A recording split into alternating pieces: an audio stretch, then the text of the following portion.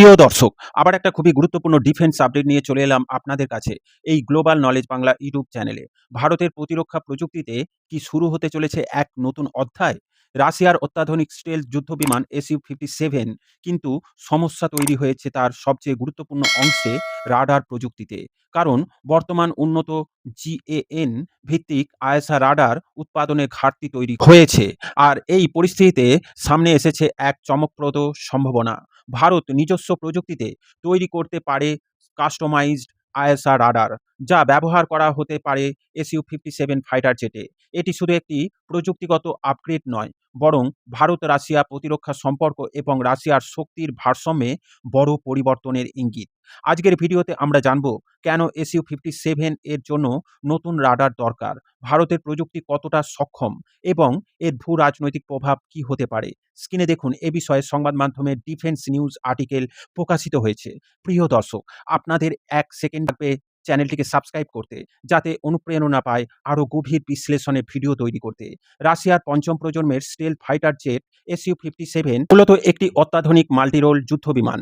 এই বিমানটির অন্যতম প্রধান শক্তি হল এর আইএসআর রাডার সিস্টেম, যা একই সাথে বহু লক্ষ্যবস্তু শনাক্ত এবং ট্র্যাক করতে পারে। কিন্তু আধুনিক আইএসআর রাডারের জন্য দরকার গ্যালিয়াম নাইট্রেট বা GAN প্রযুক্তি। এই প্রযুক্তি ব্যবহারের কারণ বেশি শক্তিশালী সিগন্যাল, দীর্ঘ রেঞ্জ, কম তাপ উৎপাদন, উন্নত ইলেকট্রনিক ওয়্যারফেয়ার সক্ষমতা। কিন্তু বর্তমানে আন্তর্জাতিক সরবরাহ চেনে সমস্যা ও প্রযুক্তির সীমাবদ্ধতার কারণে এই GAN রাডার উৎপাদনে চ্যালেঞ্জ দেখা দিয়েছে। এখানে সামনে আসে ভারতের প্রতিরক্ষা গবেষণা সংস্থা DRDO, অর্থাৎ defence research and development organisation. গত কয়েক বছরে ভারত দ্রুত উন্নতি করেছে আইএসআর রাডার প্রযুক্তিতে।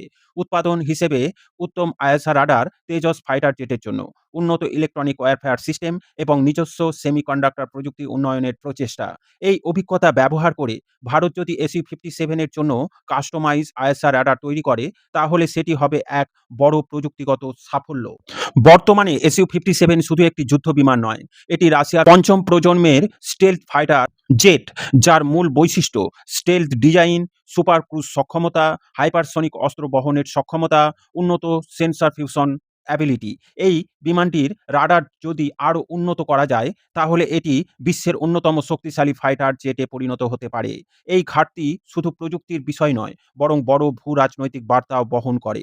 ভারত রাশিয়া প্রতিরক্ষা সম্পর্ক শক্তিশালী হওয়া দীর্ঘদিন ধরে ভারত রাশিয়ার অন্যতম বড় প্রতিরক্ষা অংশীদার।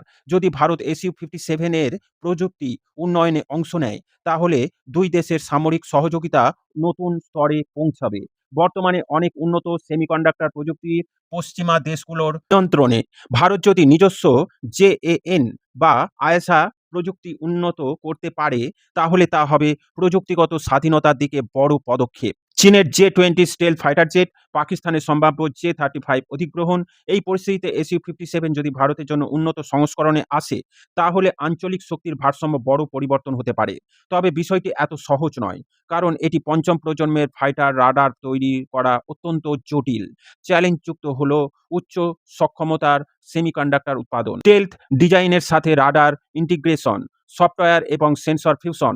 এই সব ক্ষেত্রে সফল হতে হলে ভারতকে আরও বড় প্রযুক্তিগত অগ্রগতি অর্জন করতে হবে। যদি এই প্রকল্প সফল হয়, তাহলে তার প্রভাব হতে পারে বিশাল।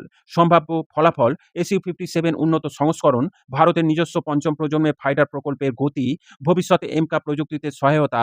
এতে ভারত শুধু ক্রেতা নয়, বরং প্রতিরক্ষা প্রযুক্তির নির্মাতা দেশ হিসেবেও উঠে আসতে পারে। সুতরাং GAN রাডারের ঘাটতি থেকে শুরু হওয়া এই প্রযুক্তিগত চ্যালেঞ্জই হয়তো তৈরি করছে এক নতুন সুযোগ। যদি ভারত সফলভাবে SU-57 এর জন্য কাস্টম আইএসআর রাডার তৈরি করতে পারে, তাহলে তা শুধু একটি প্রযুক্তি উন্নয়ন হবে না, বরং এটি হতে পারে ভারত রাশিয়া প্রতিরক্ষা সম্পর্কের নতুন যুগ।